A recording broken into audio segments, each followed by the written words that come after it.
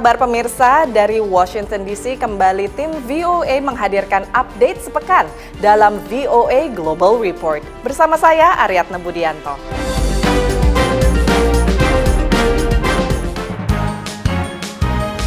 Pemirsa, jelang akhir tahun biasanya ada resolusi atau target pencapaian untuk tahun depan dan selanjutnya. Ini juga harapan banyak bangsa. Pada KTT G20 di Brasil November lalu, Indonesia menyatakan siap menjadi negara yang 100% memakai energi terbarukan dalam 10 tahun ke depan. Tapi sejumlah analis lingkungan Indonesia dan internasional mengungkapkan kekhawatiran terhadap strategi yang akan digunakan. Ikuti dalam laporan Yuni Salim berikut ini. Target pencapaian Indonesia dalam transisi ke energi terbarukan diungkapkan Presiden Republik Indonesia Prabowo Subianto dalam pertemuan dengan Sekjen PBB Antonio Guterres di sela KTT G20 di Brasil. We are very ambitious, completely 100% renewable and green. And we hope that we can achieve this within 10 years, but on several issues we can go faster. For instance, we have already developed the technology to make diesel oil from plants, palm oil, diesel oil, and we are also now developing to produce gasoline from palm oil. Meski menghargai ambisi yang dicanangkan pemerintah, aktivis lingkungan mempertanyakan implementasinya. Kita punya target aja 23% energy mix dari renewables. Itu tahun depan, dan kita sudah stagnan di 12-13% setidaknya 5 tahun terakhir. Leonard mengatakan, bila pemerintah ingin lebih serius mengatasi dampak perubahan iklim, maka perlu langkah lebih komprehensif, seperti menggalakkan peralihan ke transportasi umum bertenaga listrik untuk mengurangi jumlah kendaraan pribadi yang memerlukan begitu banyak bahan bakar. Pemerintahan Prabowo telah mencanangkan target segera meningkatkan kandungan etanol dalam bahan bakar diesel ke 50%. Dari saat ini 35%. Ini adalah angka tertinggi dibandingkan negara-negara lain. Menurut Prabowo, langkah ini bisa memangkas impor BBM Indonesia senilai 20 miliar dolar. Tapi pemerhati lingkungan mengkhawatirkan dampaknya bila etanol diperoleh dari minyak sawit. Expansion of palm oil, partially for the purposes of making biodiesel, has led to the conversion of natural forested areas and peatland forests to palm oil plantations and the displacement of communities that lived on those lands traditionally. And I know that Indonesia now has the intentions to increase the production of palm oil biodiesel, aiming towards, I think, a 50-50 blending target in the near future. Which will likely lead to the expansion of those palm oil plantations. Kelompok Earthside telah bekerja sama dengan kelompok lingkungan di Indonesia, memantau degradasi hutan di Kalimantan, dan dampaknya bagi warga lokal maupun satwa terancam seperti orangutan. The act of destroying that natural forest is catastrophic for the climate and the environment. And to do this in order to produce biofuels, it's almost like cutting up a priceless painting just to sell the canvas. Like, what's already there is so much more valuable in terms of the climate, in terms of carbon capture, biodiversity, and the livelihoods of local communities. Swasembada energi dan pelestarian lingkungan hidup termasuk dalam 17 program prioritas pemerintahan Prabowo. Selain pengembangan biodiesel, program kebijakan lingkungan yang tengah disiapkan pemerintahan Prabowo melibatkan dana ekonomi hijau senilai 65 juta dolar melalui penjualan kredit emisi karbon. Dari Washington DC, Yuni Salim dan tim VOA. Sementara itu, di Amerika Serikat pembangkit listrik tenaga nuklir atau PLTN skala kecil sedang naik daun dan semakin berkembang. Walau ukurannya 1000 kali lebih kecil, PLTN mini punya prospek lebih baik dan lebih aman daripada PLTN biasa. Simak penjelasannya dalam liputan Valdia Baraputri berikut ini. Apa yang Anda pikirkan jika ada pembangkit listrik tenaga nuklir di dekat rumah? Ini hanyalah sebuah instalasi.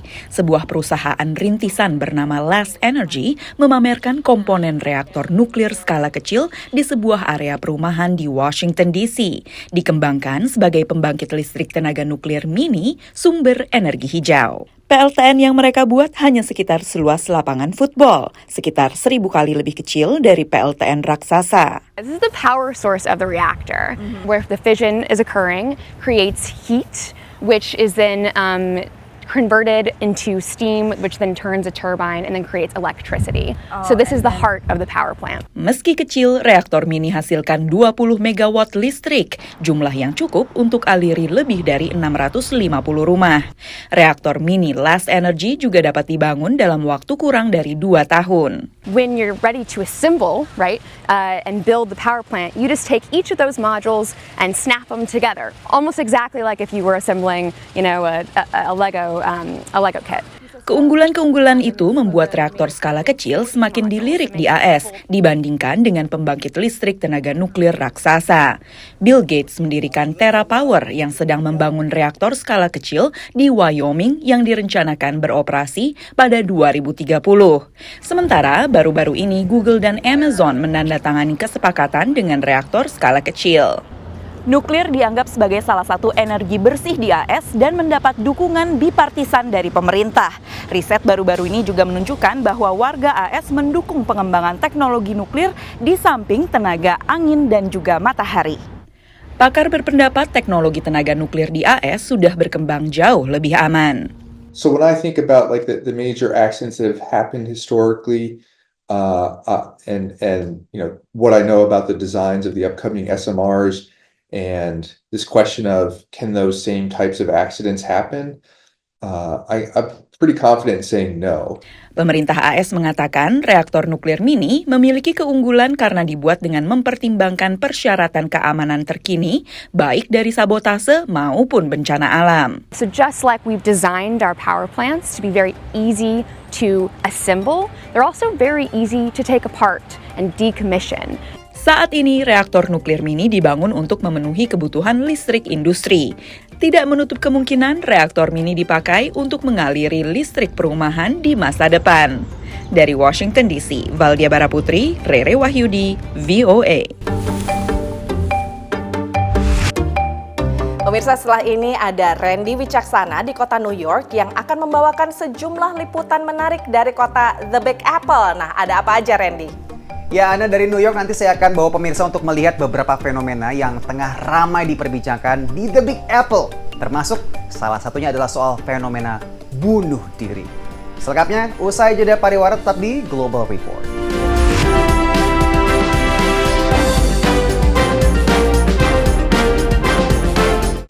Menyajikan berita seputar Nusantara, dari politik, kriminal, hingga budaya.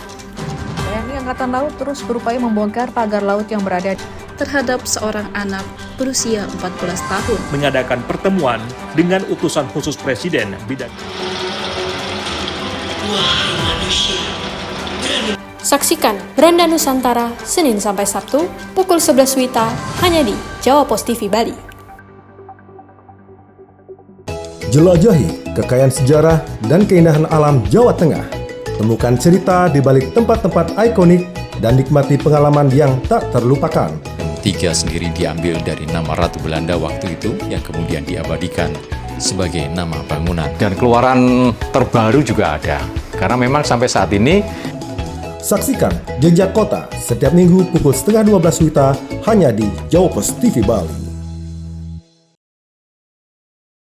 Ikuti perjalanan menyusuri masa lalu, mengungkap sejarah di balik peninggalan-peninggalan kerajaan Majapahit. Situs ini itu pernah diekskavasi oleh Balai Pelestari Kebudayaan. Kedua benda artefaktual ini menandakan tidak tak ubahnya memang di sekitar dibangun tahun-tahun sekitar tahun 900. Saksikan Jelajah Jejak Majapahit Senin sampai Jumat pukul 4:30 sore waktu Indonesia Tengah hanya di Jawa Pos TV Bali. Ayo komunikasikan bisnis, event, atau pengumuman Anda di koran Jawa Pos Radar Bali. Kontak WA 0877 5087 5999 atau email grafisiklan.radarbali@gmail.com. Jawa Pos Radar Bali, lugas dan tuntas. Nikmati kumpulan lagu-lagu terbaik dari para musisi ternama Bali dengan alunan melodi yang khas, lirik yang menyentuh hati, dan visual yang memukau. Pamyang tiang dadik kembali baliku.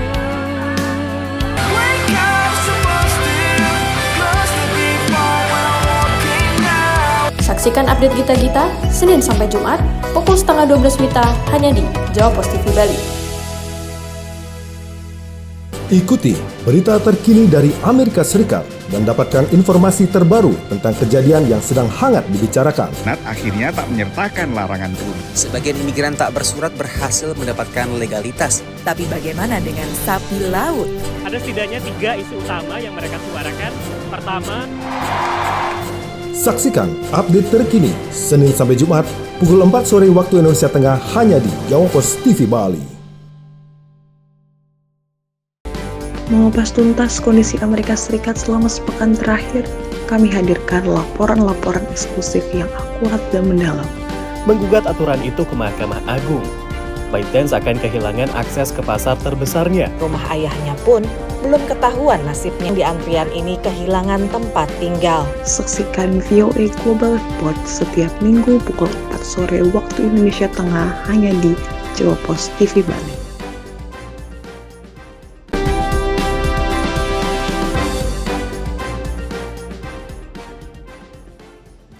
Welcome back to Global Report, pemirsa. Kita akan bicara soal The Vessel yang kembali dibuka setelah beberapa kali jadi lokasi bunuh diri. The Vessel sendiri dibuka pada tahun 2019 dan seketika jadi sensasi viral warga New York dan turis pada saat itu. Dengan ongkos pembangunan 200 juta US dollar, arsitektur The Vessel jadi ikon modern baru di kota New York selain The Liberty. Namun The Vessel terpaksa ditutup pada tahun 2021 setelah berkali-kali dikejutkan dengan kasus lompat bunuh diri. Bunuh diri sendiri bukanlah sebuah kasus yang asing sebenarnya di Amerika Serikat dan juga New York. Bahkan beberapa jembatan dan lokasi pencakar langit di New York pernah jadi TKP bunuh diri, termasuk di Empire State Building. Sekarang The Vessel kembali dibuka setelah diberikan fitur pengamanan terbaru agar tak terjadi kembali kasus yang serupa. Selengkapnya kita simak berita berikut ini. Bangunan ikonik The Vessel di New York ini kembali dibuka untuk publik. Sebelumnya, The Vessel terpaksa ditutup karena sempat jadi tempat kejadian perkara 4 kasus bunuh diri, sambil memenuhi desakan untuk bangun fitur keamanan ketat untuk pengunjungnya. So we've installed a steel mesh from level to level that allows for people to see through, but also prevents access out of the vessel on each level. And so it allows people to walk all the way up to the top of the elevator at the top of the vessel, but also preserving the views. Sejak bangunan ini pertama kali dibuka untuk umum pada 2019, The Vessel sempat jadi tujuan wisata yang populer. Inisiatif fitur keamanan baru ini disambut baik oleh pakar psikologi untuk mencegah upaya bunuh diri. There is a barrier, then that provides extra time when the person might change their mind or somebody might intervene, because that period between thinking about and attempting suicide can be a matter of minutes. Selama penutupan The Vessel, area ini tetap populer di kalangan turis meski hanya bisa bersuah foto dari luar. Kini para pelancong kembali bisa melihat interior The Vessel dan berselfie ria dari ketinggian dengan aman. I feel like the netting is good not only for safety but for people like myself that are afraid of heights. So it's a good thing, it keeps people safe. Setelah dibuka kembali, The Vessel bisa dikunjungi dengan biaya masuk $10 atau sekitar Rp150.000. Bangunan yang kini jadi ikon baru kota New York berada di kawasan mewah barat di Manhattan. Bunuh diri jadi salah satu penyebab fatal di negara bagian New York. Data 2019 menunjukkan ada 525 orang yang tercatat tewas bunuh diri dan lompat dari ketinggian jadi metode bunuh diri keempat terbesar di New York City. Terakhir pada 2021, seorang bocah usia 14 tahun melompat dari bangunan ini saat berkunjung dengan keluarganya. Dari New York, Randy Wicaksana, VOA. Nggak cuma Jakarta, pemirsa, New York juga punya masalah macet. Opsi transportasi umum 24 jam seperti kereta subway ternyata dirasa belum cukup untuk atasi masalah kemacetan yang katanya bikin New York rugi hingga $9,1 miliar. Sempat dibatalkan, Pemkot New York akhirnya sepakati kendaraan wajib bayar untuk masuk ke kawasan Manhattan. Kalau misalnya kita umpamakan dengan Jakarta, ini setara dengan pengenaan tarif untuk mobil dan motor yang masuk dari kawasan Bogor, Depok, Bekasi, dan Tangerang yang hendak masuk ke kawasan Jakarta. Kita simak berita selengkapnya berikut ini.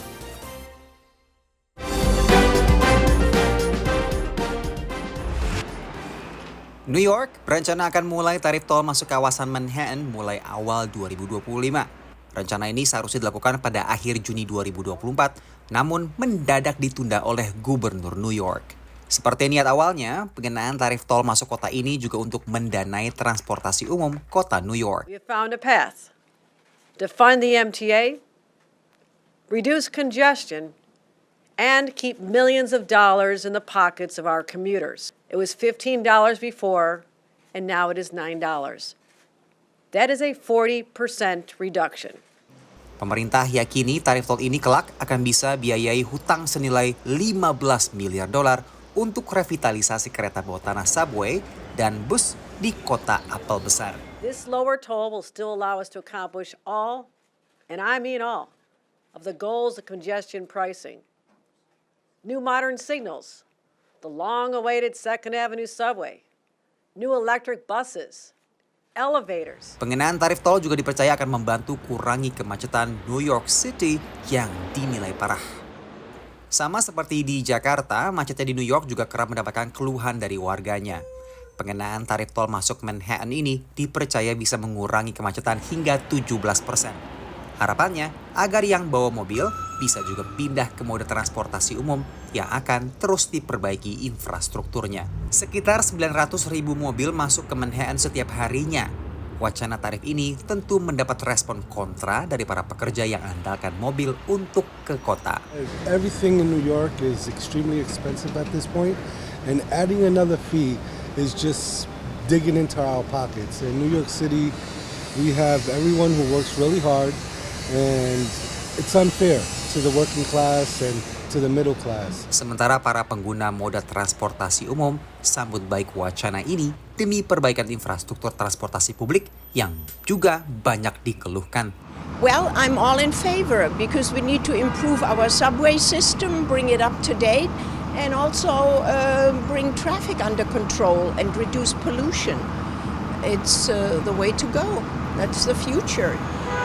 Indeks kemacetan tahunan tahun 2024 sebut kota New York adalah kota termacet di Amerika Serikat. Studi oleh Inrix Inc. sebut kemacetan ini bawa nilai kerugian hingga $9,1 miliar. Dari kota New York, Randy Wicaksana dan tim VOA. Baik pemirsa, Arya Budianto akan kembali menyapa Anda dari Washington DC dengan informasi soal kencan online yang mulai bikin jenuh. Bisa relate nggak? Tetap di Global Report.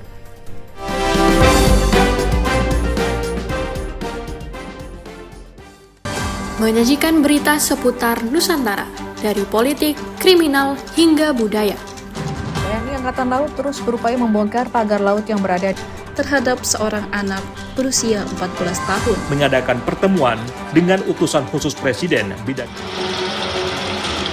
Wahai manusia. Saksikan Beranda Nusantara Senin sampai Sabtu pukul 11 WITA hanya di Jawa Pos TV Bali. Jelajahi kekayaan sejarah dan keindahan alam Jawa Tengah. Temukan cerita di balik tempat-tempat ikonik dan nikmati pengalaman yang tak terlupakan. Tiga sendiri diambil dari nama Ratu Belanda waktu itu yang kemudian diabadikan sebagai nama bangunan. Dan keluaran terbaru juga ada. Karena memang sampai saat ini saksikan Jejak Kota setiap minggu pukul 11:30 WITA hanya di Jawa Pos TV Bali. Ikuti perjalanan menyusuri masa lalu, mengungkap sejarah di balik peninggalan-peninggalan kerajaan Majapahit. Situs ini itu pernah diekskavasi oleh Balai Pelestari Kebudayaan. Kedua benda artefaktual ini menandakan tidak tak ubahnya memang di sekitar dibangun tahun-tahun sekitar tahun 900. Saksikan Jelajah Jejak Majapahit Senin sampai Jumat pukul 4:30 sore waktu Indonesia Tengah hanya di Jawa Pos TV Bali. Ayo komunikasikan bisnis, event, atau pengumuman Anda di koran Jawa Pos Radar Bali. Kontak WA 0877 5087 5999 atau email grafisiklan.radarbali@gmail.com. Jawa Pos Radar Bali, lugas dan tuntas. Nikmati kumpulan lagu-lagu terbaik dari para musisi ternama Bali dengan alunan melodi yang khas, lirik yang menyentuh hati, dan visual yang memukau. Yang tiang dadik kembali baliku.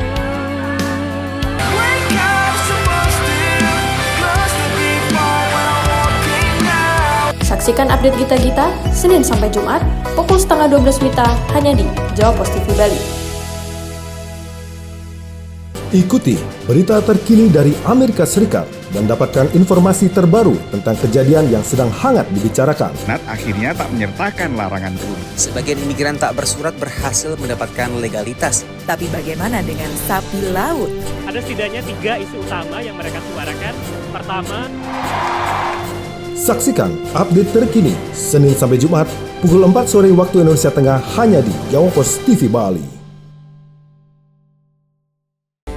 Mengupas tuntas kondisi Amerika Serikat selama sepekan terakhir, kami hadirkan laporan-laporan eksklusif yang akurat dan mendalam.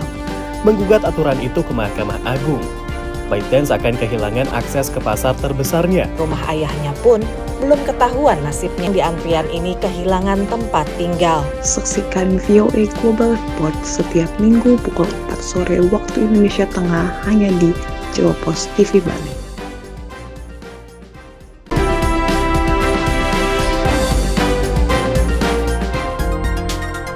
Pemirsa, kembali di VOA Global Report dari studio VOA di Washington DC. Nah, siapa dari Anda yang tahun depan punya target bertemu jodoh? Sebuah survei dari Forbes Health menyebutkan bahwa mayoritas pengguna aplikasi dating online merasa capek karena sudah seringkali scroll, swipe kencan, tapi nggak juga mendapatkan kepuasan emosional. Akibat fenomena burnout kencan online ini, muncul berbagai layanan kencan tatap muka tanpa perantara app yang mulai naik daun di Amerika Serikat. 20 orang yang tak saling mengenal bertemu di sebuah restoran makanan Meksiko di Washington DC. Masing-masing mencari hal berbeda, mulai sekedar teman atau mencari pacar. Semuanya difasilitasi layanan bernama The Dinner Table. We're founded in New York City, based off the premise that we wanted to give strangers the opportunity to meet with each other at different restaurants in their city. The Dinner Table baru aktif setahun lebih, tapi kegiatannya begitu diminati di New York, sehingga layanan ini diperluas ke ibu kota Amerika Serikat. Tamu seperti Kevin mengaku kegiatan seperti ini sangat dibutuhkan oleh warga kota besar. I've been on Bumble, I've been on Hinge, I've been on Tinder for years, and I tried so many different options out there, and I want to do something completely different. I wanted to do more dinner parties and more face-to-face interactions, which I feel it's kind of lost on today's day and age. Sekitar 70% peserta santap malam The Dinner Table adalah perempuan yang memang lebih meminati pertemuan seperti ini. Lately, I'm not trying to spend so much time looking at my screen on the phone and trying to seize the moment and get out there. Kegiatan seperti Dinner Table disebut offline dating, lawan kata perkencanan online atau online dating. Menurut Pew Research Center, sedikitnya 30% warga dewasa di Amerika Serikat menggunakan aplikasi atau situs perjodohan. Tapi hanya sebagian yang mengaku sangat puas dengan layanan seperti ini. Sekitar separuh mengaku tidak puas dan sekitar separuh mengaku puas dengan adanya layanan perjodohan online.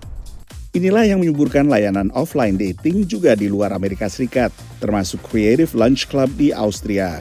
I was also often eating lunch at home in my home office or in a restaurant alone, and then somehow the idea came up that it would be nice to use this time, because everyone is having lunch during the workday, to meet new people. Dalam setahun, kegiatan santap siang bareng oleh Creative Lunch Club telah meluas ke 100 kota di Eropa, Amerika Serikat, dan Australia. Damien, seorang pengacara yang baru pindah dari Hong Kong ke San Francisco, senang dengan kesempatan bertemu kenalan baru. I knew one person in the Greater Bay Area when I moved out here, so I was really looking for ways to meet people, kind of establish a social circle. Menurut pengamat, berkenalan dengan orang baru lebih baik untuk kesehatan mental dibandingkan aplikasi kencan online. There's a tendency to over-rely on these tools, right? And so people get tired of constantly scrolling and swiping in the case of dating apps and, going through many different people and not actually connecting in a deeper level necessarily. Untuk membantu orang yang canggung dengan pertemuan tatap muka, penyelenggara The Dinner Table juga menyediakan catatan topik yang bisa dijadikan bahan pembicaraan. Dari Washington DC, Nova Purwadi dan tim VOA. Nah, setelah ketemu si kencannya, saya punya ide untuk kencan sesuatu yang lain nih. Kadang hal serius atau yang dianggap boring bisa jadi fun loh dan conversation starter. Misalnya jalan-jalan ke museum atau pameran seperti eksibisi Badan Antariksa Amerika Serikat atau NASA tentang pelestarian bumi. Layar raksasa ini menampilkan konsentrasi karbon dioksida di planet bumi. Data selama 6 dekade yang membosankan diubah menjadi tampilan dinamis yang memukau. We're actually getting real-time data that accumulates if we see long-term patterns. The Keeling curve, which is the curve that shows the amount of carbon dioxide in the atmosphere over the last 64 years. And that's one of the most compelling curves in science. Ini adalah bagian dari pameran baru NASA bertajuk Pusat Informasi Bumi di Museum Nasional Sejarah Alam Smithsonian di Washington. Visualizations really can bring a much deeper understanding of what we're seeing from space than a report can. Hyperwall menampilkan sejumlah data yang mencengangkan. Dapat menunjukkan di mana tepatnya karbon dioksida terkonsentrasi dalam jumlah tertinggi hingga melacak dinamika polusi cahaya dan kebisingan di planet ini. 25 satelit dan banyak sensor darat mengumpulkan informasi yang dibagikan NASA kepada pengunjung. Berbagai visualisasi ini memukau tidak hanya pengunjung, tetapi juga ilmuwan berpengalaman yang terbiasa dengan lautan data. My favorite visualizations is the one that shows all of the ocean currents, and it's color-coded with temperature, and that's because we are an ocean planet. The oceans store the vast majority of the energy that comes in from the sun, and those slow meandering currents move that heat all around the planet, and that's what makes life possible on Earth. Administrator NASA Bill Nelson yang jadi astronot dengan program pesawat ulang-alik Columbia pada tahun 1986 mengatakan proyek seperti ini memiliki nilai pendidikan yang sangat besar dan dapat menginspirasi pengunjung untuk mengenali peran mereka dalam merawat planet bumi. Everybody on planet Earth can become co-stewards of preserving this beautiful, colorful creation that is suspended in the middle of nothing. And that is planet Earth. Pameran ini akan terbuka untuk umum hingga 2028. Selama lebih dari 50 tahun, satelit-satelit NASA telah mengumpulkan berbagai macam data mengenai planet bumi, termasuk kualitas udara, tanah, dan iklim. Dalam pameran informasi bumi, NASA fokus pada 6 aspek, antara lain kenaikan permukaan laut, gas rumah kaca, dan pertanian. Dari Washington DC, saya Rio Tuasikal dan tim VOA. Liputan tadi sekaligus mengakhiri VOA Global Report yang bisa juga Anda saksikan di kanal YouTube VOA Indonesia. Semoga bermanfaat pemirsa.